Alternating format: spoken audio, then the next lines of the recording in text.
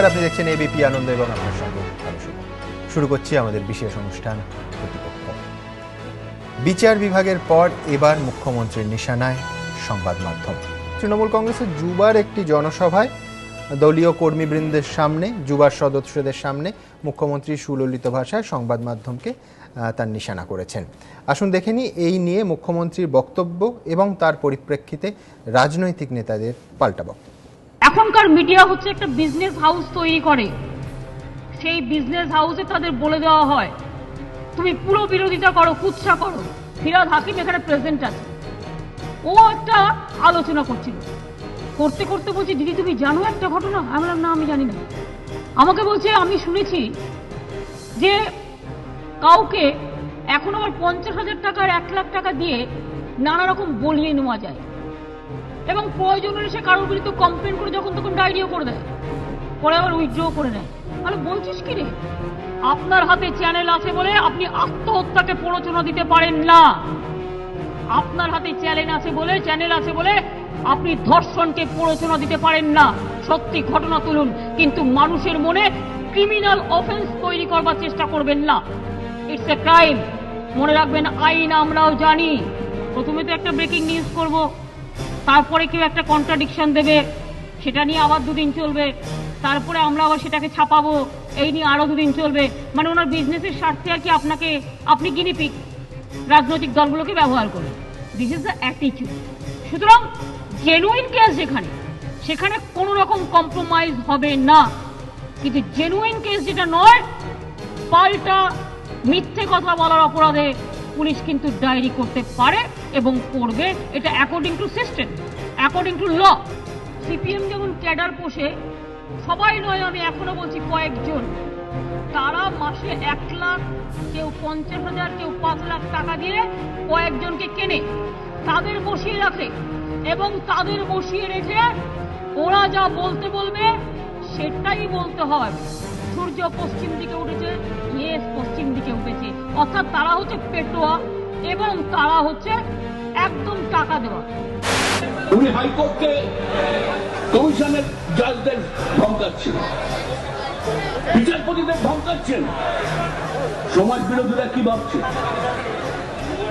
ওনার কাজ হচ্ছে এখন সংবাদপত্রকে ধমকানো। কাগজকে বলছেন দেখে নেবো। আরে কি দেখে নেবেন? কাগজকে মিথ্যে কথা লিখছে, ডাকাতি হচ্ছে, আপনার খুন হচ্ছে, মহিলাদের উপর আক্রমণ হচ্ছে। কাগজ কি এগুলো মিথ্যে কথা বলছে? টেলিভিশন কি এগুলো মিথ্যে কথা বলছে? গত পরশু দিন না কালকেও আমরা মুখ্যমন্ত্রীর মুখে শুনলাম যে ধর্ষণ এখানে নাকি হচ্ছে না, এসব সংবাদ মাধ্যম তৈরি করাচ্ছে টাকা পয়সা। বাংলার কোন মা বোন, আমি বিশ্বাস করি না যে টাকা পয়সার বিনিময়ে কোন সংবাদ মাধ্যম খুললে যে তিনি আপনি ভয় দেখাচ্ছেন যে এরকম করলে কিন্তু আগামী দিনে যখন ধর্ষণ হবে তখন কি হবে। বাংলায় ধর্ষণের কেন প্রশ্ন তো আমাদের এখানে। আমরা বামফ্রন্টের আমলে বামতলা থেকে ধানতলা ধর্ষণের বিরুদ্ধে আন্দোলন করেছি, দিদিও করেছি, কিন্তু আজ সবকিছুকে অস্বীকার করার মানসিকতা কেন? আপনি সত্যকে সত্য বলে কেন স্বীকার করছেন না?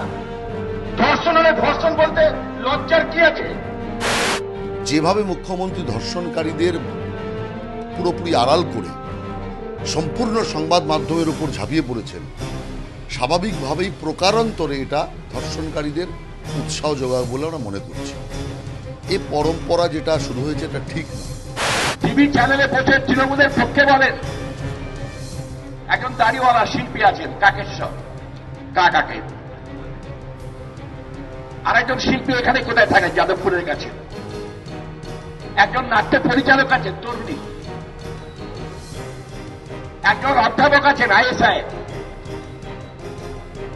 টিভি খুললেই আলোচনা সবাই তাদের দেখা যায় তৃণমূলের পক্ষে বলছেন, বলেন না তৃণমূল, কিন্তু বলছেন তাই। আমরা কি মিলিতভাবে জিজ্ঞাসা করতে পারি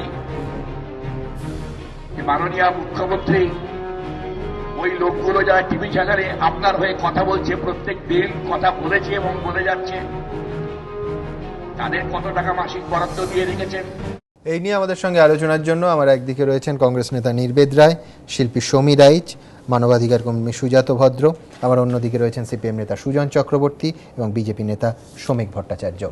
আমরা আলোচনায় আসব এবং অবশ্যই মুখ্যমন্ত্রীর সাম্প্রতিক বক্তব্যের পরিপ্রেক্ষিতে পার্ক স্ট্রিট, কাটোয়া, চেতলা, অম্বিকেশ বাবুর ঘটনা, এই সমস্ত ঘটনা ছুঁয়ে যাওয়ার চেষ্টা করব, কিন্তু প্রথমে প্রতিক্রিয়া। নির্বেদ দা,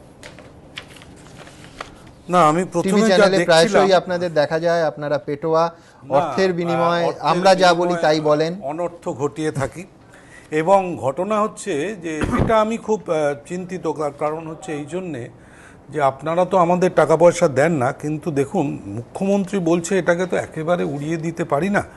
তাই মুখ্যমন্ত্রী যখন আসতেন তখন নিশ্চয়ই একটা কিছু লেনদেন আপনাদের সঙ্গে ছিল, সেটা আপনি ভালো বলতে পারবেন, মুখ্যমন্ত্রী ভালো বলতে পারবেন, কিন্তু এখানে যারা উপস্থিত আছেন তারা এক পয়সাও পান না, এটা বোধহয় আমি তাদের হয়েই বলতে পারি, এতক্ষণ আলোচনা হচ্ছিল। কিন্তু আসল যেটা যুক্তির ব্যাপার সেটা হচ্ছে এই যে কত টাকা খরচা হলো সংবাদ মাধ্যমে এটা করতে গিয়ে, এটা একটা খুব ইম্পর্টেন্ট ফ্যাক্টর হয়ে দাঁড়াচ্ছে। দেখা যাচ্ছে যে পশ্চিমবঙ্গ নারী নির্যাতনে দেশের মধ্যে প্রথম হলো। আচ্ছা, তথ্যটা কে দিচ্ছে? তথ্যটা অন্ধ্রপ্রদেশ দ্বিতীয়, তথ্যটা দিচ্ছে ন্যাশনাল ক্রাইম রেকর্ড ব্যুরো, এবং এই তথ্যটা তারা পাচ্ছে রাজ্য সরকারের কাছ থেকে, অন্য কোনো সোর্স থেকে নয়। টোটাল নাম্বার কিভাবে ওরা দেখাচ্ছে, বলছে দেশের মধ্যে 7.5% জনসংখ্যা পশ্চিমবাংলায়, অথচ নারী নির্যাতনের ঘটনা ঘটেছে দেশের মধ্যে 12.7%, অর্থাৎ দেশের জনসংখ্যার তুলনায় এটা 5% মতো বেশি ওই প্রপোর্শনে। টোটাল নাম্বার কত? 29,133, 29,133, এবং অন্ধ্রপ্রদেশে হচ্ছে 28,246। মুখ্যমন্ত্রীর হিসাব অনুযায়ী যদি 1 লাখ টাকা করে দিতে হয় তাহলে সংবাদ মাধ্যমের খরচা হয়েছে 3,000 কোটি টাকার কিছু কম বেশি। আর যদি আরেকজন কে মন্ত্রী আছেন নাম বললেন, যাই হোক, তার হিসাব মতো ওই 50,000 না 1 লাখ, তাহলে 1,500 কোটি টাকা। এই টাকাটা দিয়ে একটা সিঙ্গুরে ন্যানো কারখানা হয়ে যেত। কিন্তু আপাতত ধর্ষণের ঘটনা নিয়েই মুখ্যমন্ত্রী চিন্তিত, সেই জন্য তিনি বলছেন যে এত টাকা খরচা করা হচ্ছে।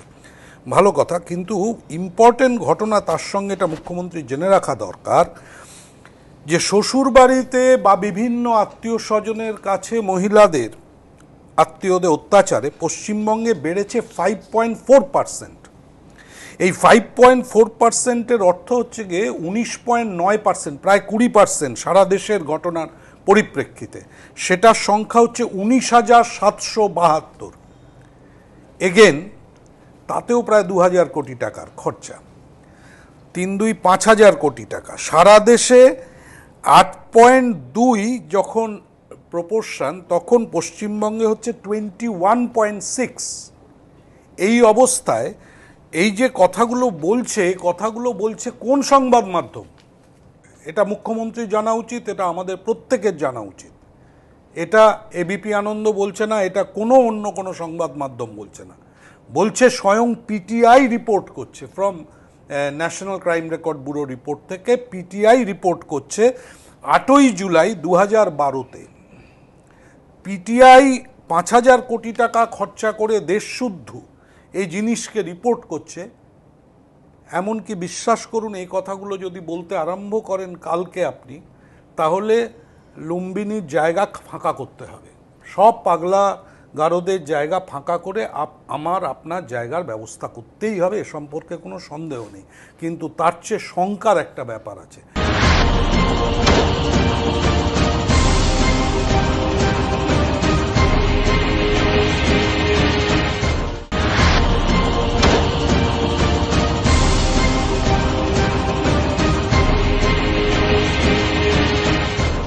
শঙ্কার ব্যাপার হচ্ছে, যেটা আমি বলছি, অন্যান্য প্রসঙ্গে আসবো পরে, আমি বেকারি নিয়ে কথা বলবো, কারণ ওখানেই বলা হয়েছে 6 লক্ষ লোককে চাকরি দেওয়া হয়েছে।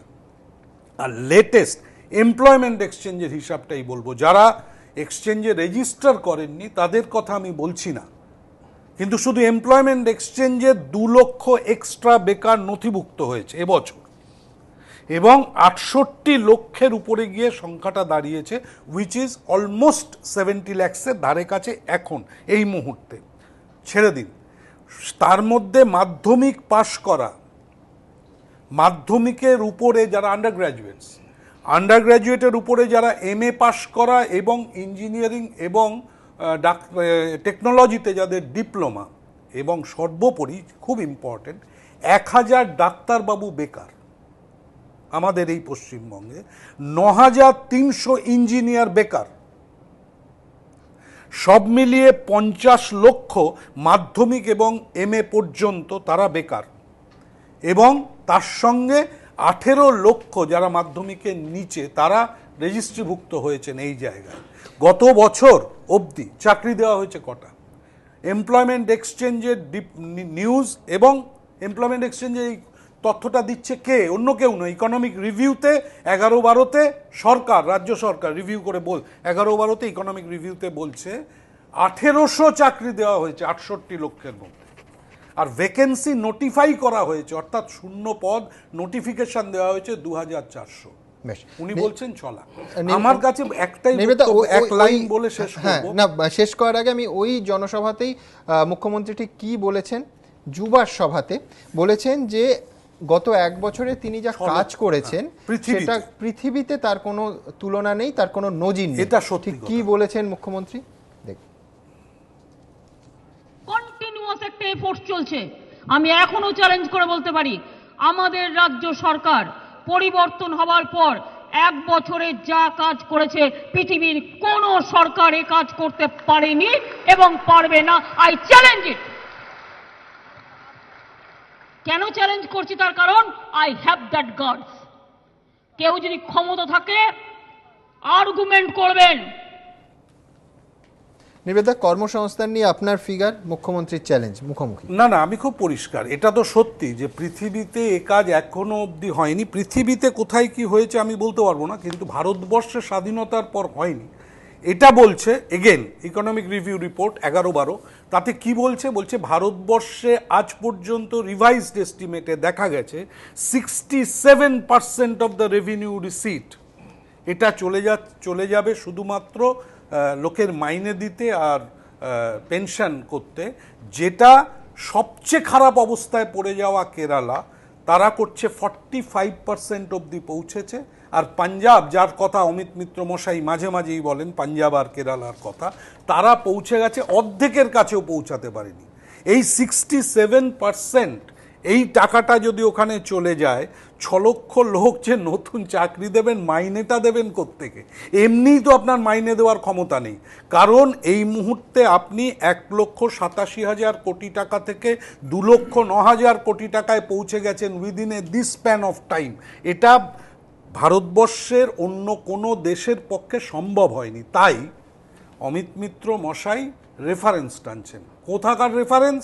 বলছেন গ্রিসের মতো যদি ব্যবস্থা করা যায়। ভারতবর্ষের কোনো রাজ্য নয়, গ্রিস। তার মানে দেখা গেল যে পৃথিবীতে একমাত্র গ্রিস আর পশ্চিমবঙ্গ, এই দুটো রাজ্য ছাড়া আর মানে একটা রাষ্ট্র আর একটা রাজ্য, এরা ছাড়া পৃথিবীতে আর কেউ নেই এই ধরনের অর্থনীতি করছেন। কে বলছে এটা? আমি বলছি, আপনারা বলছেন না? এটা বলছে অন্য কেউ নয়, ওই যারা ওই সব সংবাদ মাধ্যম ভয়ঙ্কর পয়সা দিয়ে কেনা যায়, সেই সংবাদ মাধ্যম দি হিন্দু, ভারতবর্ষের সবচেয়ে পুরনো ন্যাশনালিস্ট পেপার, তার যেটা আপনার সংবাদের যেটা বিজনেস লাইন বলে যে কাগজটি হিন্দুর, সেই বিজনেস লাইন কাগজ তার পুরো ইন্টারভিউটি মানে তার পুরো অ্যানালিসিসটি ছাপিয়েছে। আমি ডিটেলে যাব, কিন্তু ডিটেলে যাওয়ার আগে একটা কথা বলে শেষ করে দেবো, এক লাইন।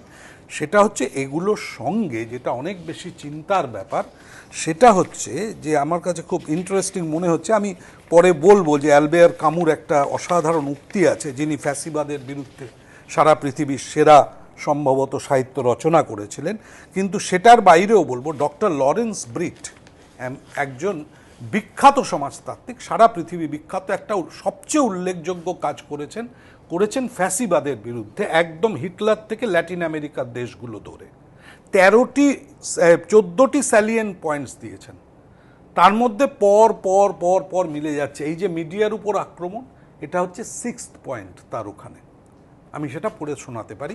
6 আমরা আসবো পরবর্তী পরে সময় আসবো। অবশ্যই আসবো। তার আগে দুটো জিনিস বলতে চাইবো, যেটা নির্বেদা ইঙ্গিত করলেন যে মুখ্যমন্ত্রীর সঙ্গে, বর্তমান মুখ্যমন্ত্রীর সঙ্গে, বর্তমান মাননীয় মুখ্যমন্ত্রীর সঙ্গে আমাদের কোনো আর্থিক লেনদেন হয়েছিল কিনা। আমার মনে হয় দর্শকদের নতুন করে বলা নিষ্প্রয়োজন, যে পুরোটাই হয় সংবাদের তার ভূমিকা এবং সংবাদের ক্ষেত্রে তার গুরুত্ব নিয়ে, এবং সেক্ষেত্রে একই সঙ্গে যতবার তৎকালীন রেলমন্ত্রী বা বিরোধী দলনেত্রীকে আমরা চিঠি পাঠিয়েছি, সেই ততবার তৎকালীন মুখ্যমন্ত্রী বুদ্ধদেব ভট্টাচার্যকেও সাক্ষাৎকারের জন্য চিঠি পাঠানো হয়েছিল।